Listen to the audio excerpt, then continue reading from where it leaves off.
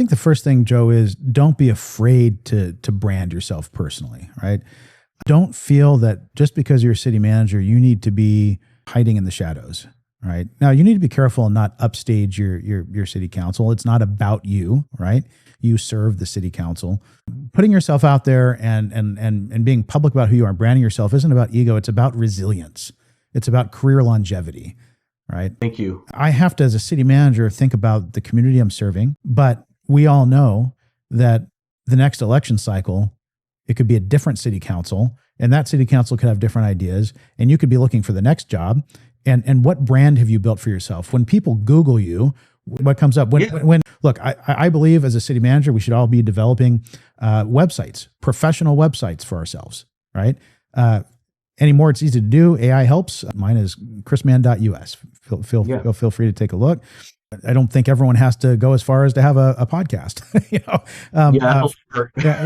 recommend that. It's a lot of work. It's pretty amazing what those SEO, search engine optimization results are when someone's doing a Google search and then they do a search for your name and city manager of the city and they see that podcast interview. It's going to be pretty high, usually on the first page of those Google results, right? Yeah, and that's important because look, if you are in a community where there are contentious things going on and there are people blogging about you or saying things on social media about you or writing letters to the editor in the local newspaper about you, those things will appear when people do searches, right? And so 100%. If that's the only thing people see, you're not in a good place, when you're looking for that next job and, your potential employers, those council members are looking up information on you. So look, I think it's good to have a website. I think it's good to be active on social media. I think it's good to put out articles occasionally. There are publications that will do stories about you. Public CEO is one that comes to mind.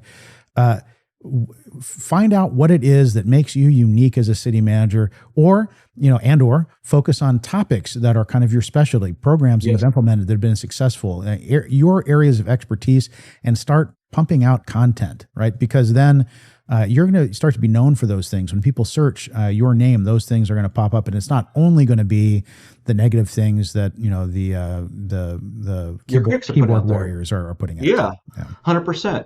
So I want to go back to this thing that you said a moment ago because I think you hit the nail on the head, and I think there's a major issue with this idea of ego and this idea that if you're talking about yourself, if you're somehow quote unquote bragging about yourself, then you're somehow got a big ego, and that's a negative. And I tell you, man, our peers got to look past that.